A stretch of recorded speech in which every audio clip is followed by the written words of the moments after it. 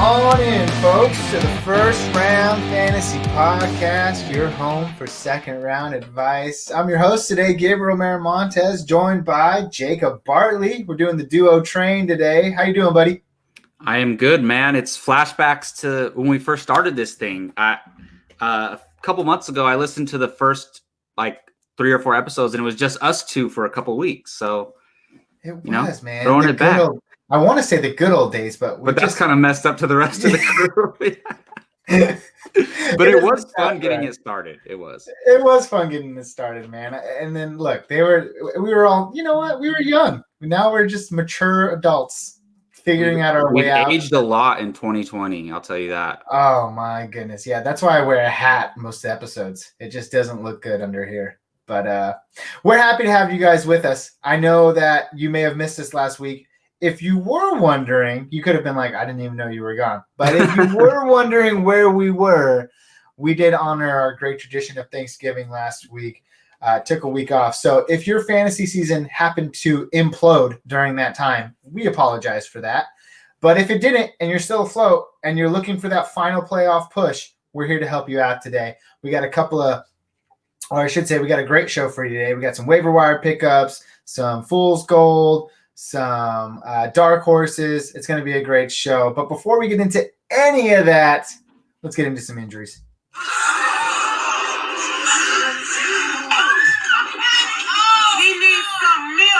Now, I should say this. This is not necessarily an injury, but by golly, Will Fuller was carrying your fantasy team for most of the season. And it turns out it's because he was cheating. He is now suspended 6 games for violating the drug policy or the NFL's drug policy. And that's a hit, man. That is a hit to a lot of fantasy teams, mine included. I had him in one of our main leagues. After that 40-point performance, you thought, man, is this guy superhuman? No, he's just super on drugs. So that was unfortunate. My first question that comes from this is, how does it impact Deshaun Watson? And does Brandin Cooks emerge? And more importantly, who emerges as that new number 2 wide receiver? You're looking at a team who literally just cut ties with Kenny Stills. Randall Cobb is on the IR. I mean, all signs point to Keke Coutee, but are you taking flyers on Keke Coutee, or are you just sitting happy as a Brandin Cooks owner? What are your thoughts about this situation, Jacob? Man, this is so unfortunate because I've been a fan of Will Fuller for years. He's always been that guy who could win you just 2 weeks throughout the season because you start him in your flex spot and he blows up for 25 points or 40 points. But this year he was finally, depending on your scoring format, he was the number 4 wide receiver in all of fantasy. And who would have thought that? Nobody was predicting that. So I know you were benefiting from that. A couple of us were in our league. So it's very unfortunate because it changes because you could have been the favorite to win your championship, and now it's looking rocky for you. He was probably a lot of people's best wide receiver on their team, and it's unfortunate. So for fantasy, there's no replacement for Will Fuller for fantasy. But I think Deshaun Watson is probably hurt a little bit, but not too much. I think he's still a stud. I think he's going to make it work. I don't know if there's going to be a consistent secondary player after Brandin Cooks to benefit. I'm not going to trust Keke Coutee right now. I'm going to wait till I see it. But for me, the best thing, the most positive thing coming out of this for me is Brandin Cooks. I think people are underestimating how much Brandin Cooks is going to benefit from this. He's the only sure thing right now in the passing game. And he's already been killing it. He's been a solid wide receiver too. Maybe not at first. At the beginning, he was kind of crapping the bed. But after they made the coaching change, he's been killing it. So I think Brandin Cooks potentially could get into that top 12 wide receiver range going forward. Definitely going forward. I mean, you have to keep in mind too that Brandin Cooks has been 1,000-yard receiver his entire career, every single season. So he's no slouch in that department. I definitely think he gets a boost up from this exit or from Will Fuller's unfortunate departure. Deshaun Watson, I mean, he was just starting to find a groove. And you had mentioned earlier that, he might take a little bit of a hit, but a lot of people were saying this when DeAndre Hopkins left in the offseason. Deshaun Watson's not going to be the same. He's going to take a hit. He doesn't have that weapon anymore. And he was able to find ways around that. However, it took a couple of weeks. If you watch Deshaun Watson early in the season, he wasn't the Deshaun Watson that he is now in the last 3 weeks. So it might be a little speculative to keep an eye on. That's a situation that you definitely have to monitor going forward. I do think he's, a safe bet in a 12-team leagues, and I do like Brandin Cooks, but the situation overall has gotten a whole lot murkier. And again, folks, say no to drugs. It's just unfortunate. Moving on, we can talk about DeAndre Swift. He's been a shining light in Detroit over the last few weeks. He unfortunately missed the game last week. He was practicing today, and this is a team that just fired their head coach, Matt Patricia. They've handed off the reins to, I don't know. I have no idea. We'll have to look that up. But it would be nice to get some insight into that, seeing as we can find out if they're going to, turn to a more run-heavy team, pass-heavy team. I do think Swift was a very promising option. Coming back from injury this week, if he's out there, I would definitely start him with confidence. And last but not least, I'll let you touch on it in a second, Jacob. But last but not least, we have Zach Ertz, who's being activated off of IR this week, likely to return. Goddard's coming off a great game. That receiving core is shaky to the core in terms of choosing one to play. I think Zach Ertz coming in there just kind of murks everything. He wasn't having the best season before his injury. So, again, two murky situations. Another murky situation, I should say, over there in Philadelphia. Any insight into either of those two situations? Yeah, so I just looked it up. The Lions interim head coach is Darrell Bevell, and I don't know who he was on the coaching staff prior to, but they never just bring in a new guy. They always promote somebody to the interim head coach. So Darrell Bevell is now the interim head coach, and I will say we're not diving as deep into injuries as we usually do. We want to save a little bit of time on the early podcast and then get into more injuries on the later of the week podcast so we can have more updates. But I did want to touch on the Lions stuff because I think DeAndre Swift was on the verge of becoming a consistent top 10 fantasy running back. And then it just was taken away like that because of the concussion. And then Kenny Golladay was projected to be a top 10 wide receiver this season, and not at his fault. He's been one of the bigger disappointments because you haven't had him all year. So I did want to touch on those things. So I think it's likely we get Swift. I want to be. The thing is with Kenny Golladay, he's on a contract year, and I do think the Lions are going to re-sign him. But him coming back to play this season is big for him because it can determine whether he gets signed by the Lions. Or maybe, I don't know what the cap situation is, but can you imagine if you went to the Houston Texans? Oh my goodness. That would be insane. I would love that.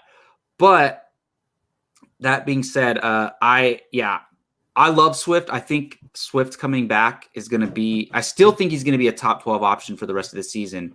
Hopefully we get him back this year.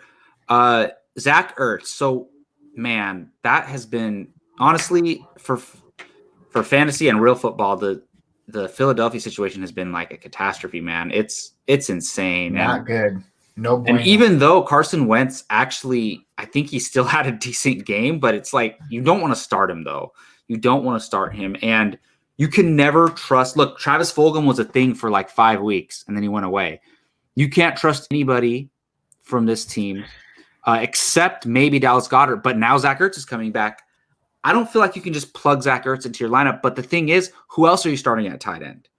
If you don't have one of these top 5 guys, maybe, who else are you starting at tight end? It's rough. So I think we'll get to that in our waiver wire. If you were streaming and you have Zach Ertz coming back, I guess he might be your best option. I'm not sure. Yeah, those situations, man, they're just so unfortunate. But again, things that you just kind of have to monitor. We brought up Carson Wentz earlier in the season, and I had mentioned how he's been horrible for fantasy because I just thought retroactively he wasn't doing very good in the actual NFL. Come to find out, he's been fantasy relevant. Like somehow he manages to support your fantasy team, but it doesn't look appetizing to you, you know? This just in. Now, this is not football related. It is not football related, and you're likely going to see it before you see this episode tomorrow. But I thought this was newsworthy. In the NBA, man, NBA blockbuster, Russell Westbrook to Washington for John Wall and a pick to Houston. Can you believe that? Wow. That is this crazy. Just in. Hey, next season we're gonna have a drop. We're gonna have drops next season. I'm making it happen, and one of them is gonna. Even if Justin's not on the show, it's gonna be this Justin or something like that. You know. I've waited too long. I'm making one. Crazy. Wow. It's not hey, NFL related. We like basketball fantasy basketball this year, so I guess it's relevant. Maybe I said that because, be on the lookout for some news to come, right? Yes. But something to think about for sure. We're moving on, folks.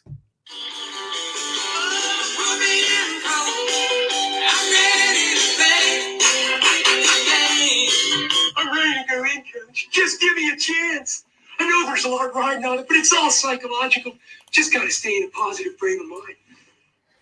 So, waiver wires. This could honestly be the week where you find the guy that is likely to push you into fantasy stardom in the playoffs. Probably not. Or it could be a week where, you're looking for that safe flex play in your 12-team league, 10-team league, tight end spot. Oh, did I just say tight end? That's right, I did. Because my waiver wire pickup is at the tight end position this week, and that is Eric Ebron of the Pittsburgh Steelers.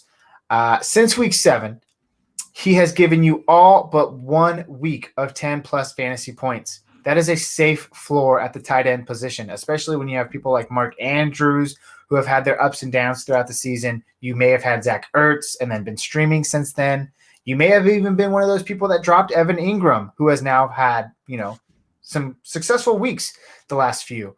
So with that being said, there are guys out there, like I would start Eric Ebron next week over, Zach Ertz per se. I would start Eric Ebron over Austin Hooper. I would start Eric Ebron over Hayden Hurst. These were guys who weren't exactly, they were promoted to be great this year.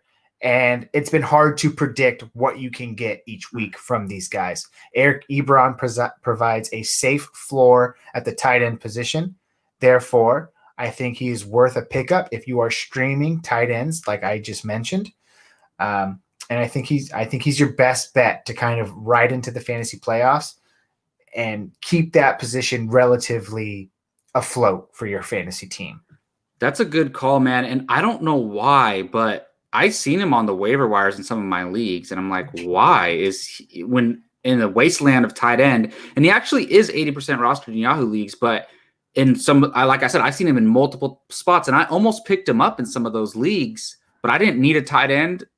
But still, I mean, sometimes it's just valuable to keep him away from other guys. But his targets have been so consistent. He's only had 1 game with less than 5 targets, and for the tight end position, that is so damn good. And the game we just watched, like less than an hour ago, is 11 targets, 7 catches for 54 yards.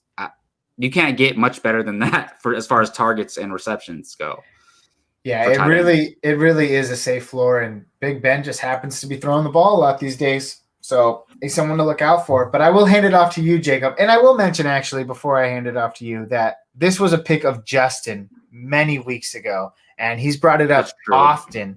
And you did also mention that he's 80% rostered. He's available in a few of my leagues. So, hey, yeah, if he's out kind of there, where you like. Sometimes I go to my leagues and check the waiver wire for this section, for this segment, and we in our leagues we can pick them up. So it's a play for us. It makes sense. Yeah, it makes sense. But I'll hand it off to you, Jacob. Do you have one at the running back position, wide receiver position you want to talk about? So the thing is, my number one one is contingent upon an injury, and that is Devontae Booker. The thing is, Josh Jacobs has an ankle injury, and I think it's a high ankle injury, if I'm not mistaken.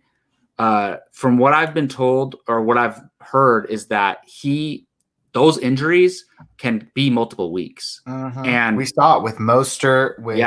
There's been a couple of high ankle sprains this year. The way John Gruden likes to play, he loves his old school football. He loves his workhorse running back. That's how he treats Josh Jacobs. I think Devontae Booker would step right into that role. And to me, I think I'm one of those fantasy managers who, no matter what, for my stud running backs, if their handcuff is relevant, I have the handcuff. So luckily for the one league I have Josh Jacobs in, I already had Devontae Booker, but he's available in a lot of leagues. And we might not know Josh Jacobs' status by the time waivers process on Friday morning, which is going to be weird. But I think it's definitely something you can consider. I would pick up Devontae Booker if you can, no matter what. At this point, don't hang on to your first waiver priority. You need to win every week. You need to grab. You never know which waiver pickups are going to pan out or not. Look how many people spent so much fab on Nyheim Hines week 2, and then he sucked for 2 months. 4 or 5 weeks. Yeah. And then now he's okay again, whatever. But you never know what's going to happen. So pick up Devontae Booker. I think he's in a situation where if Josh Jacobs ever misses, he's going to have a decent workload. But I do have a couple other honorable mentions. Do you have any more in any other positions? I have one, and we actually discussed him earlier. I don't think he's too relevant. I think if you're sitting pretty in your fantasy leagues and you can afford to stash this player for a week going into your fantasy playoffs, I do think Keke Coutee is worth a stash. And again, not if you're looking for a desperate play this week, not if you're looking for that guy that's going to hit a home run. Like, if you're looking for that, this is not the guy. You're going to sit on him for a week or two. You're likely going to start him in playoffs. But, you never know. You just kind of have to wait and see with him. They have no Fuller, no Cobb, and no Stills. You have Brandin Cooks, Keke Coutee, and obviously there's going to be a few more other guys there that we're going to hear about next week who we've never heard of before. But Keke Coutee had fantasy relevance last year. So he seems to be the guy that's going to step into that number 2 rule. It's just how much fantasy relevance will that number 2 rule have? And I think if you're a team that's already assured a playoff spot, why not wait and pick him up, see what he can do? Yeah, he could end up being a target hog, honestly. And Brandin Cooks will be the big play guy and still get a decent amount of targets. I think I had him on my list too, as I mentioned. And to me, look, the waiver wire there's not much out there nowadays, right? This time of year, there's not much out there. So it's scarce. I could say, these are for deeper leagues, but maybe not, because you could be in a situation where you're in a heavily competitive league and a lot of the managers have scooped up all these good waivers and your team's still hurting. So maybe you need some players. And look, I don't know if John Brown, John Brown's on IR, I believe. John Brown is on IR. Yeah, Are you talking about Cole Beasley? IR. No, I'm not talking about Cole Beasley because he's already rostered. But I'm talking about Gabriel Davis. Oh, okay. Look, I've watched, I don't know why, but I watched a lot of Bills games this year. That's because I have Diggs. I have a heavy Diggs investment, I guess. And then I have Josh Allen in a 2-quarterback league. So that's probably why. But it's not just because, look, his target share, even when John Brown is out, he hasn't done great. His biggest game, his biggest target share was week 5 where he had 9 targets. But if you look at this, he has big play potential. He goes for 5 targets, 4 catches, 70 yards. This past week, 4 catches, 3 targets, 79 yards, and a touchdown. As a rookie that we've barely talked about, and as a fantasy community, he has 4 touchdowns. That's a good amount this year. He's 6'2". He's big. I think, honestly, and I mentioned him on the Fantasy Strategy podcast as a dynasty pickup weeks ago, but I love this guy. If you watch him play, as far as the eye test goes, he looks so dynamic. I think they're going to keep Diggs around because that's just Diggs is absolutely killing it. And then I think Gabriel Davis is going to, not this season, but is going to emerge as their second option. And they love him there. And I think he could be usable this season down the stretch if you really, really need somebody.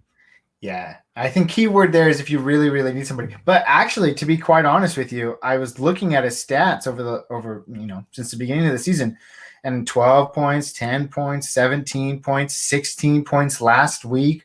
I mean, he's had games where he's not putting up duds and he's having a fantasy relevance performance. I mean, they're not great performances, but I like to call them safe floor. So yeah, I don't think, he's necessarily on people's radars. Dynasty for sure. Keep an eye on him. And yeah, with John Brown absent, I would look at the Bills matchups coming up. If there's some shootouts ahead, most definitely, especially because the Bills defense can be scored on this year. So they're likely to be shootouts. Yeah, he's not a bad pickup. That's a really great choice, actually, by the way, Jacob. That's a great choice. Yeah, I mean, and the running back desperate can look at Frank Gore and Benny Snell because what's his name? Who's the starting running back on Pittsburgh? Again, my recall. James Conner. James Conner. That was terrible. I should cut that out, but I'm not going to. James Conner. It happens. It happens. Me not knowing it and you mispronouncing it. James Conner. So unfortunately, we know I don't know if his cancer. I know he overcame cancer, but is it affected by COVID-19? Like, is he a higher risk? But they might have to keep him out longer. So we don't know. Look, we've seen people go on the COVID-19 list and stay there since the beginning of the season and just stay on the list. Raquel Armstead was a perfect example. He's had complications since the beginning of the season. We don't know how long somebody's going to be on the COVID-19 list. So you can't treat someone on the COVID-19 list like you do an injury, because an injury, he's going to be back in 2 weeks. He's going to be back in 1 week. The COVID-19 list, we don't know. So I would add Benny Snell. He's not the most dynamic running back out there on the field as we can see with our eyes, but he's going to get the workload, and he had a decent game today. Yeah, and that being said, Anthony McFarland in deep leagues and, of course, dynasty leagues, he's someone to keep an eye on too, rookie running back for the Pittsburgh Steelers. He got a little bit of work in the game today, or I should say this, in the game last night or yesterday.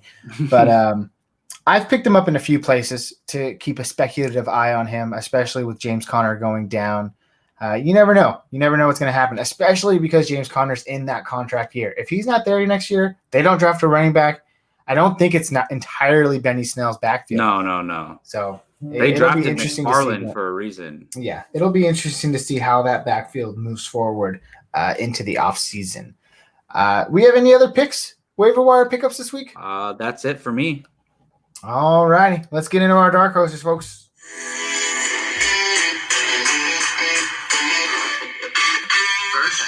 Fantasy Dark Horses of the Week. Oh, do you have the sheet pulled up? I got to pull the sheet up real quick. Well. We took a week off, but guess what? We're still going to – actually, because we took a week off, I don't think we need to look at 2 weeks Yeah, we don't need back. to look at 2 weeks ago. Let's just it was a terrible week for us. So Justin had a good week. Justin had a few good picks. We've been looking to rebound. I've been looking to rebound for at least the last 5 weeks now. My picks have just not been well pointed out, I guess. But you know what? That's why they're called dark horses. These are guys. A lot of people find themselves in positions week in and week out, no matter if it's week 1 or week 16. They find themselves in these positions where they're deciding between 1 or 2 guys, and neither is really pretty, right? And you always have to choose one. Well, we're here to say you might have this guy, or this might be the backup you have in replacement of this wide receiver or this running back, and you might be uncertain about playing him. Well, we're going to give you a little bit of vote of confidence to say, hey, we think you should play him as well. We're considering it. Matter of fact, he's our dark horse. We are going to do it. So it gives you a little bit of an insight to our dark horse picks. And not to say that when we talk about these guys, hey, if we have them, we're going to put our money where our mouth is. Mm-hmm. I've been burned by my dark horse picks this year. I've also been rewarded by my Fool's Gold players. Well, I like that you mentioned that because for example, I chose Ronald Jones a few weeks ago, right? And I'm like, and Ronald Jones is not somebody you start every week no matter what. You play it on matchup or just however your gut feeling is depending on who else you have on your roster. And for me, when I chose him that week, I'm like, you know what? I chose him as my dark horse. I have to start him. Like, I got to put my money where my mouth is and start him. And that was the week he blew up a few weeks ago. So it worked out for me. It works out, right?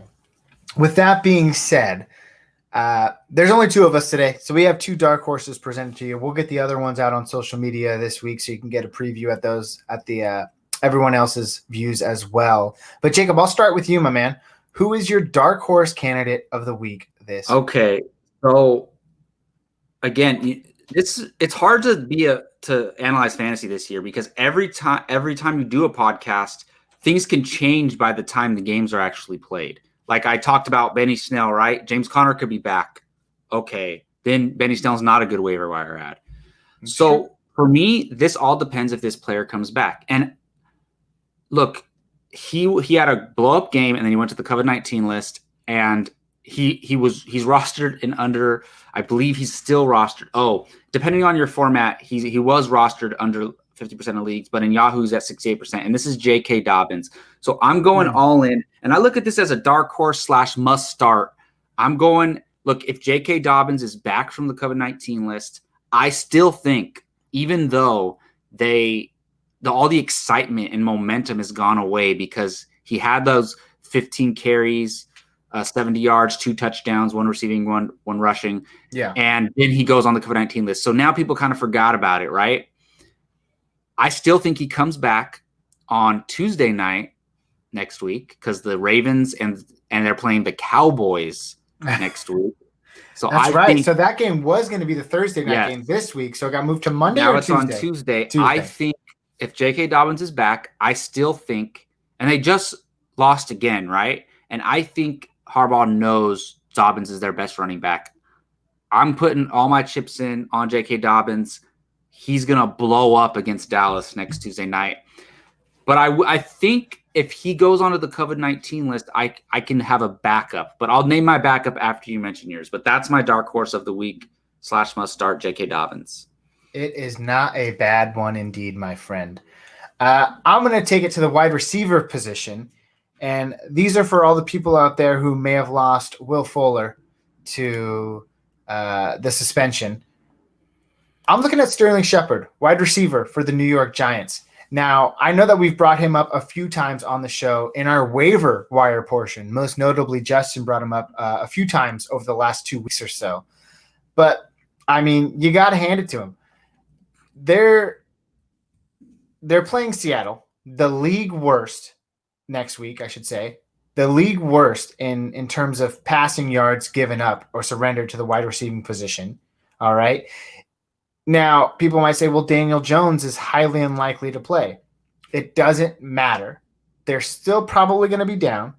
Colt McCoy is going to be in. Someone has to catch the ball. 2 people have emerged over the last 2 weeks for the New York Giants, and that's been Sterling Shepard and Evan Ingram. So I think it's their show against the Seahawks next week. Shepard has led the team in targets since coming off of IR a few weeks ago.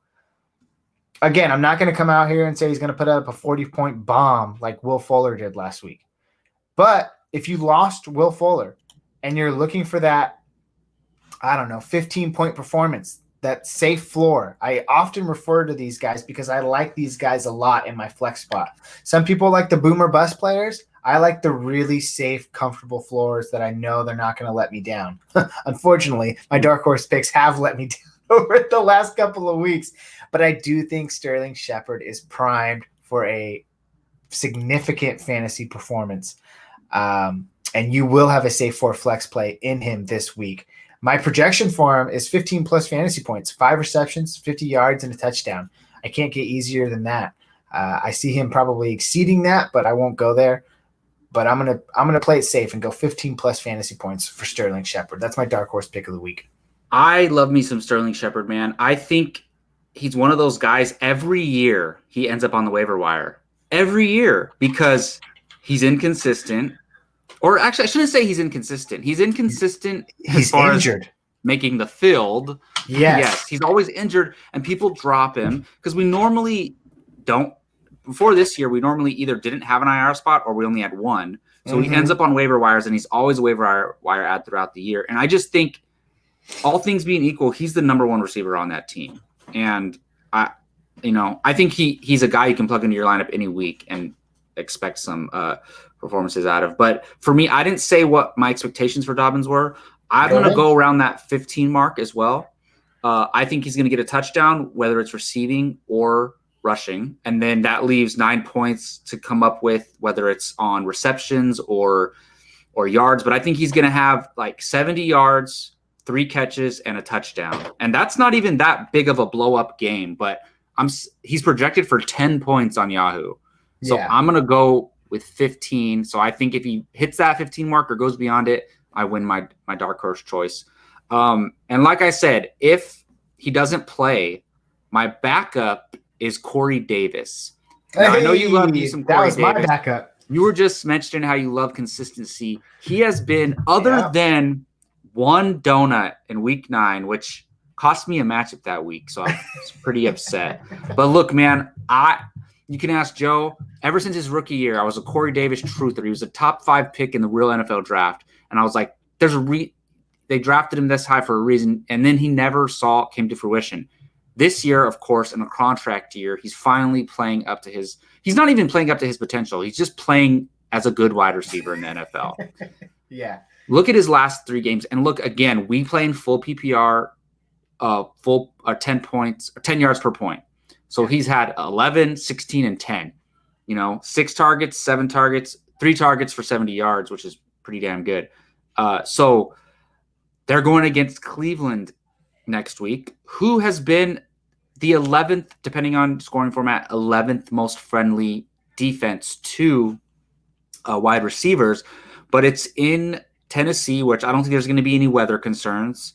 So I think it could be one of these games where, and look, we know A.J. Brown is a beast. Any moment, that guy can break off for an 80-yard touchdown. But I think the consistent guy on that team is Corey Davis. And for me, they have him projected for 14 points. 14.21 points on Yahoo. I'm going to, again, I like that 15 mark. I'm going to go, because you can't say, oh, yeah, Corey Davis is going to have 10 points and you win your dark horse. I'm going to go 15 points for Corey Davis. I say he's going to have, 5 catches. I don't think he's going to have a touchdown. It's possible, but I think it's all going to come on catches and yards. Yeah, it's not a bad pick. And I like how you mentioned, obviously, when we pick these dark horses, we're expecting them to exceed their Yahoo projections and go a little bit above that. Exactly, for example, for weeks, Jarvis Landry was projected for 9 points, 10 points. And then 3 weeks ago, I'm over here saying, hey, Jarvis Landry is the guy to own. Of course, he goes out, he does nothing. But guess what? 130-point performance. Now his projection next week is like 16 points. So you're just like, you never know. With Yahoo projections are very skittish, and the fact that they go as low as they possibly can, obviously. But and we don't normally do a backup either. The only reason I'm doing a backup is because currently J.K. Dobbins, I actually think they activated him from the COVID-19 list, but they didn't fly to Pittsburgh to play. But still, you never know with that situation. They can be back on the list again somehow. So that's the only reason I'm picking a backup. But if Dobbins plays, my Corey Davis pick doesn't count if Dobbins plays. I mean, I just want to make that clear. Hey, what if they both go off and you take credit for both of them? Yeah, I still will because I still predicted it. All right. Well, hey, those were your dark horses. We think they're going to win you a week. And if not win you a week, they're going to keep you afloat in your matchup. So keep on the lookout for those guys. And we're going to move into our Fool's Gold. You are out of here. Whatever. I don't really care. I'm just going to sit this one out. So I have no shame in doing this, but I'm starting it off with a very, very hot take. And I'm just going to come right out and say it. That's Justin Herbert, quarterback for the Los Angeles Chargers. Yes. The boy wonder. The boy wonder. I mean, this guy has been remarkable. I'm looking at his stats right now. Just absurd, the fantasy relevance he's had since week 2 of the fantasy season. I think I'm telling people that they should temper their expectations next week when the New England Patriots come into town. This is a very similar conversation that we had 2 weeks ago when I was talking about Deshaun Watson specifically, mentioning how New England has found a way, even though their record doesn't say it, they have found a way to control opposing quarterbacks. Well, we looked a little deeper into that and we found out, well, the New England Patriots haven't really been playing the best of the best when it comes to playing the quarterback position. Deshaun Watson and Lamar Jackson, actually back-to-back weeks, had something else to say about that. However, a promising figure, Kyler Murray, came into town last week hoping to continue his hot streak fantasy performance throughout the season. And he was very much shut down and contained by that New England team. I do think that they're going to throw some things at Justin Herbert that he has not seen before, that he is not accustomed to. They will shake him up. Now, I'm not going to come out here and say that Justin Herbert is going to give you 9 fantasy points. Actually, Kyler Murray gave you 7 fantasy points. I'm not going to come out here and say he's going to give you 7 fantasy points, but he's not going to give you the 25 plus he's been giving you week in and week out. Actually, I can say that with confidence. He's probably not giving you – he's been giving you 30 a week. Let's see. He has 1, 2, 3, 4, 5, 6 games over 30 points this year. 3 of those are 40-point games. The dude is insane. I'm just saying, under 25 points is totally reasonable to assume going against New England and that defense. I think Bill Belichick has the reins on that defense pretty well. Who knows what that offense is doing? But in terms of defense, I think that they can contain Justin Herbert as well as Keenan Allen.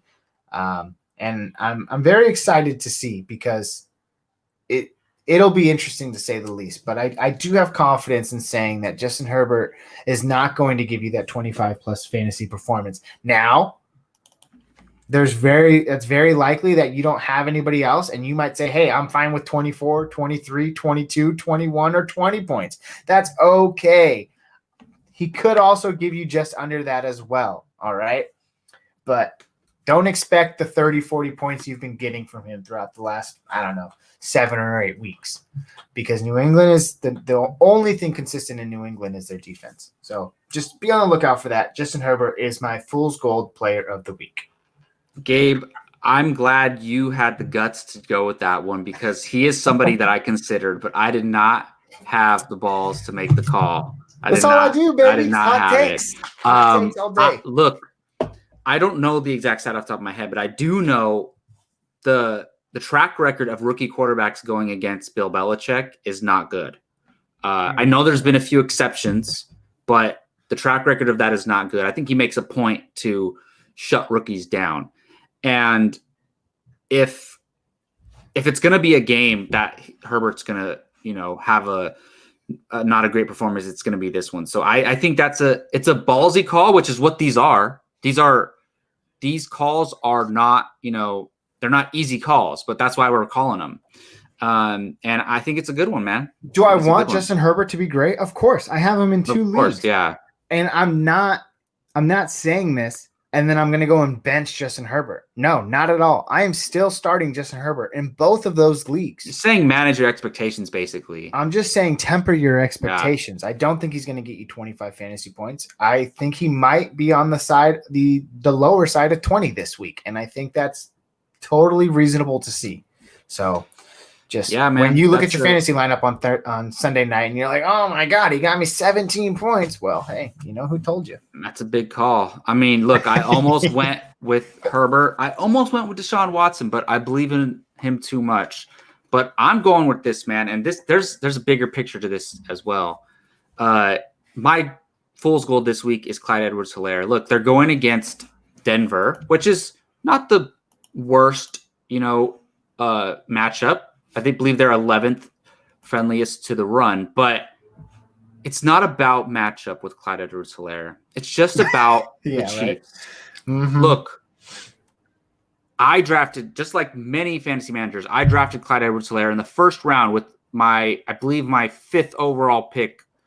It was either 5th or 6th overall pick in a draft, and it's killed me all year. I could have taken Dalvin Cook in that spot. Could have taken Alvin Kamara in that spot, and it's killed me all year.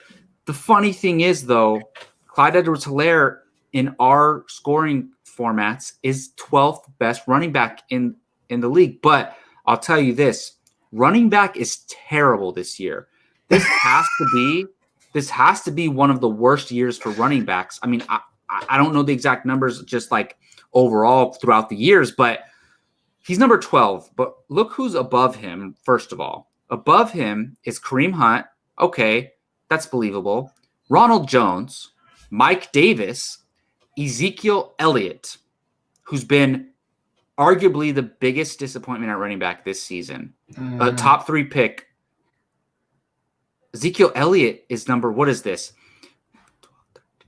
11, 10, 9, 8. Ezekiel Elliott's still number 7 on the year.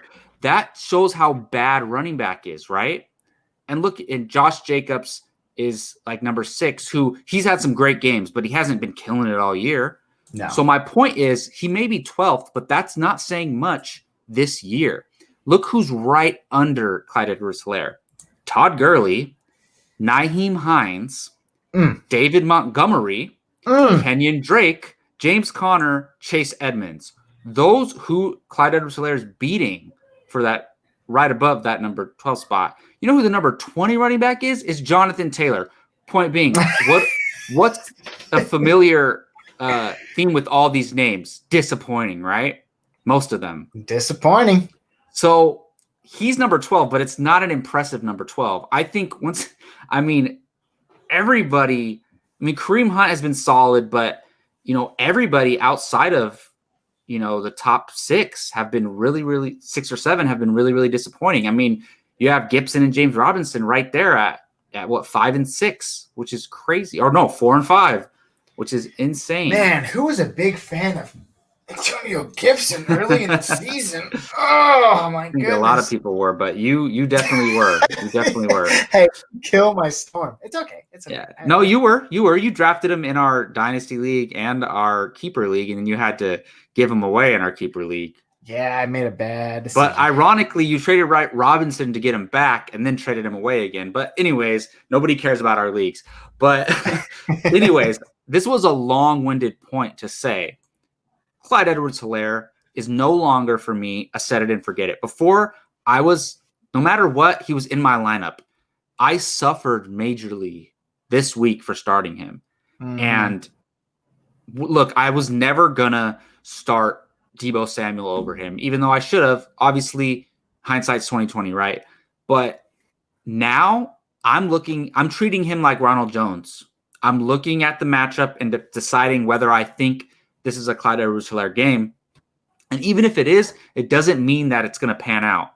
Like, you can't predict with the Chiefs. Even if they're up, they're going to have Patrick Mahomes toy with the defense and, throw it to Tyreek Hill for another 200 yards, even if they're up. So I can't trust Clyde Edwards-Helaire. The only reason where I would feel stupid benching him is because he plays on the Chiefs. And any player on the Chiefs who's going to get somewhere between 5 and 10 touches is a prospect for a blow-up game. So that makes it tough. But to me, do not feel guilty benching Clyde Edwards-Helaire from here to the end of the fantasy season and playoffs, because I'm done with it as far as a must start. And he is my fool's gold this week. Yeah, it's not a bad. That is the one unpredictable position on a team that is full of very safe players to play every single week. And Tyreek Hill, Travis Kelce, Patrick Mahomes. The running back position is the questionable one. And it's been a little bit murkier since Bell has stepped in. And it was even a little bit murkier before that. So it's just very hard to pinpoint. I still think he's a kind of a safe flex play. Yeah. Definitely a safe flex play. The thing is, he's a flex play. That's he's not the running back. That's not a first-round pick. He's not even the running back 2 you envisioned. So those are things you have to consider, going forward. But hey, those were our fool's gold picks. Take it with a grain of salt. You'll be happy if you listen to us. You'll be sad. And like Gabe said, look, I have Clyde Edwards-Helaire in the league. I'm probably still starting him, but Look at how excited I am about that. Not at all. Like, I feel like did you just go to an acting class? You Yeah. just change perception like that? not I'm at excited. all. Well, hey guys, we're here to help you out the best we can. But every now and then, we like to give you a little indulgence into our fantasy football league. When I talk about our first ever first round fantasy podcasters fantasy league, we took an L this week against the Fantasy Football Oracle. And by golly, did we take an L in the worst way possible. I have never seen this before. Did they have Tyreek Hill? I don't even know who they had. We didn't have a single player on our roster scoring double digits. We finished Did we have with Derek Carr? No, we had Kyler Murray, Oh my goodness. Tyler Lockett, Stephon Diggs, Aaron Jones. Now, we had to get a little shaky in terms of running back, so we went with Jordan Wilkins, Darren Waller, and this next player who is, if you were considering him, keeping him because of how poor he's been playing the last 2 weeks, well, the third week just confirmed it. You can now drop Travis Fulgham. His Cinderella season has come to an end. Agreed. And that Philadelphia situation is Okay, just so not what good. about last week? Did we win last week? Because we didn't update on that yet. Yes, we won last week. We lost this week. Okay, so what are the standing updates? We are currently still at 8-3, moving to 8-4. We're probably going to lock down the 2 seed, but this is a 12-man league. I mean, you heard it. We had to start Jordan Wilkins. We lost Saquon Barkley early in the year. We lost James Conner due to COVID. We lost Myles Gaskin. So we've been just decimated at our running back position. But we're hoping to get maybe James Conner back next week. Myles Gaskin might even coming back next week. So what do you know?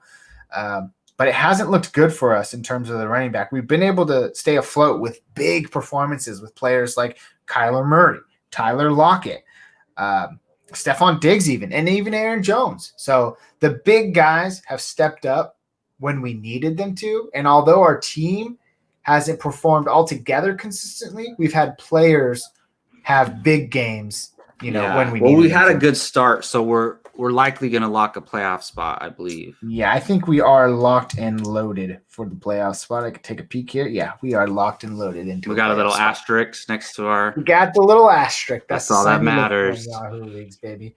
With that being said, we take on. I have it here in front of me. Sorry.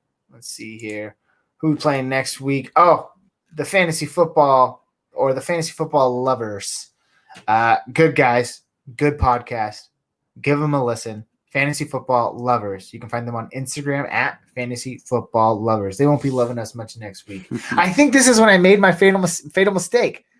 Was it the Fantasy Football Lovers when I said we'd be No, that wasn't them. Anyways. That would be interesting, though, with their name and everything. Right? We'll shout out to you. Shout out to the Fantasy Football Oracle. Nice job this week. Good content as well. He always foresees the best matchups. Start sit decisions. Keep an eye out for him and the Fantasy Football Lovers. They love everything about football, even loving you getting that win in your fantasy matchup. All right, so keep an eye out for them too. With that being said, we're going to move on to our viewer question of the week. This week's question comes from William Spearson over on Instagram. Hello, William. Nice to see you. His question is a little different, but we're going to look at it a few different ways. And he asks, is Tua, quarterback for the Miami Dolphins, fantasy relevant in the playoffs? Now, he made sure to mention that this was a 2 QB league. So we can look at that. And the first thing that I would probably consider, one, is he even playing next week? I mean, Fitzmagic came in and held down the fort pretty hardcore. But they seem committed to Tua. So there's a very good chance that he does insert the lineup when he's healthy. It may not be this week, but it could be for sure in week 14. These are all things we have to consider. It's a pretty interesting situation over there in Miami. But do you happen to have Tua's schedule pulled up right in front of you? Yeah. So, all right. Depends on when your fantasy playoffs are, but normally playoffs are for weeks 14, 15, and 16. He plays Kansas City, New England, and Las Vegas. It's not the worst. New England is going to be a tough one. Yes. So we just talked about if Herbert's going to struggle against the Patriots, then Tua's going to struggle against the Patriots. Now, like you mentioned, this is all contingent upon, obviously, if Fitzpatrick is the starter the rest of the season, then this is irrelevant. But you're talking about super flex league or 2-quarterback league. Sometimes you don't have a choice. Like maybe you have 3 quarterbacks in that league, right? And who's your other choice? Like, is it Andy Dalton or is it, Ryan Tannehill? Obviously, you're going to go Ryan Tannehill. But if it's Andy Dalton, maybe you consider Tua or Andy Dalton. Look, even though the Chiefs isn't a terrible matchup for quarterbacks, I don't love it. I think those first 2 weeks are rough. Maybe if the Chiefs are up big and it's a shootout, maybe, but Tua is not slinging it necessarily. And they might just throw. The problem with this is, what if Tua struggles during the game and they're down big to the Chiefs? They might just throw Fitzpatrick in anyway. The only matchup I like for Tua is Week 16 against Las Vegas, but you're probably not going to make it that far if you're starting him. So I'm going to say no. Yeah, to be honest with you, I kind of looked at what he's been doing since he's taken over the starting role, and 21 points, 14 points, 7 points. Obviously, he left that game with an injury, but it's nothing to write home about in that regard. So going up against Kansas City and New England, both top 10 defenses in our league, I would probably healthy scratch for my fantasy lineup. You likely have, and again, it depends on your choices. Yeah, you likely have a third quarterback if you're playing in a 2 QB league. Hopefully, you do, William. If you don't, peep the waiver wire. I'm not sure Nick Mullins is that appetizing. Sam Darnold if your is choice probably is out there. Denver's quarterback or Tua, then go with Tua. But it just depends. Hey, Gabe, I think we have one more viewer question in the private chat. Oh yes, let's take a look at it here. Let's see. Hold on 1 second. Okay. If you have Kamara and you have Latavius Murray in a 2-flex league, are you starting both or benching either of them? Well, I'll tell you right now, I'm not benching either of them. In terms of a 2-flex league, I'd be happy to start both of them, knowing that one of them could potentially pop off. I mean, Latavius Murray has shown all signs that he can make, or I should say him and Taysom Hill together can make Kamara irrelevant in the passing game. And for so many years, the last 2 or 3 years, Kamara has thrived in the passing game. And again, this is all with Taysom Hill in the lineup. Yes, he has been virtually absent in the passing game since Taysom Hill has taken over. That scares me. It scares me a lot. So with that being said, in a 2-flex league, you can't. We're too late into the season. I know 2 weeks is a good sample size, but I think 3 will really make your eyes open. I'm not sitting him this week. I'm starting both Kamara and Latavius Murray in a 2-flex league. The real question here is, what if you don't play in a 2-flex league? What if you play in a 2 running back flex spot league? Are you starting both of them in that scenario? Yeah, that is tough. So I believe this is from our number 1 fan, this question, me, in the private chat. And this is tough because I know you're facing this situation, Gabe, and so am I actually in one of our leagues. So, look, I'm never benching Kamara, so we could just put that aside, right? Yeah. Am I starting? Look, this isn't something that people talk about a lot because every time fantasy analysts talk about Kareem Hunt and Nick Chubb, they always talk about them as if every single fantasy manager only has one of them. Nobody ever talks about, what if you have 2 of these guys? What if you have Drake and Chase Edmonds? What if you have Chubb and Hunt? To me, I'm a supporter of start both, unless you have a better option. And then it's tough deciding, well, look, the other ones, Chubb over Hunt, Kamara over Murray. But like Drake and Edmonds, sometimes people were going Edmonds over Drake, but now I think it's safe to say Drake's the guy going forward. But for a while there, you weren't sure. So for this, until Drew Brees is back, I'm 100% okay starting Murray and Kamara if in a 2-flex league. It gets tricky if you're in a 1-flex league because you can only start one of those guys. So if you're talking about benching Chris Godwin to start Murray, maybe don't do that. But I would definitely start both in a 2-flex league. Great question. Yeah, in terms of a 1 flex spot, 2 RB league, I don't know. I mean, I'm mulling over this same situation. I have guys like Corey Davis who can slip into my flex spot. Probably not going to start Jarvis Landry. That might be a good Fool's Gold player as well.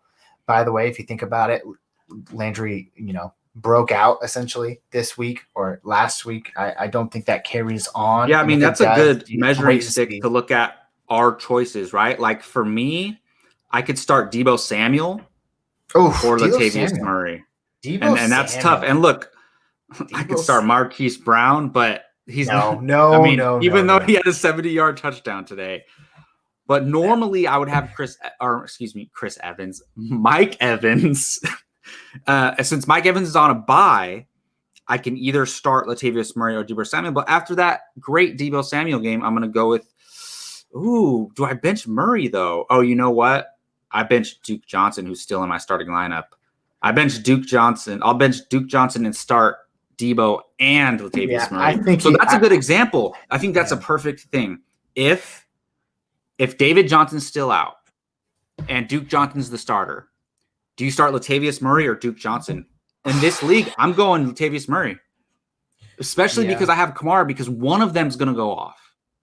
Yeah, that's not a bad decision. I will say that. Who are they playing? Yeah, they're playing Indy next week. Exactly. Houston that's bad matchup. And that's the thing for me with this starting both running backs on the same team, because if you start both of them, it's called hedging your bet. One of them is going to go off if the other doesn't, most likely. Mm-hmm. All I can get from this scenario is, Drew Brees, if you're out there, can you grant me my Christmas miracle early this year? And please come back so Kamara can have fantasy relevance again. I would greatly appreciate it. I would love that. Oh, wait, hold on. I'm getting news here that Ian Rappaport reports that a realistic target for Saints QB is week 15 against the Chiefs. I don't know. That's scary. That just made things a whole lot scarier. So, we'll have to wait and see. I don't think anybody's starting Drew Brees. Maybe you are if he comes back. No one's starting Drew Brees, but we are starting Kamara. Yeah. And that's who I'm worried about. So you got to make it to week 15. You got to make it, baby. There you go. Good luck, everybody. This week, it's a must-win. It is a must-win. Last notes. Hey, you can listen to us anywhere. Spotify, Apple Podcasts, Google Podcasts, Anchor. We are anywhere you can listen to podcasts. You can listen to us. Feel free to cop the merch at tpublic.com. Do I even have to say it? It's always on sale. Take advantage of it. Buy every merch. Look good doing it. I just ordered a hoodie today. Yeah, we're both 5s in real life. I'm a 10 right now with my first round fantasy t-shirt. So, Jacob, sorry, you're not a 5 in real life. You're a solid 7, man. You're a good looking dude. Sure. Now he's a 10 with his first round fantasy merch. Exactly. We're gonna stop commenting on each other's looks. Well, I guess I'm the only one doing it. We are out of here this week. Good luck, game. And hopefully we can see you in the fantasy playoffs. Have a good week. Good luck. Peace.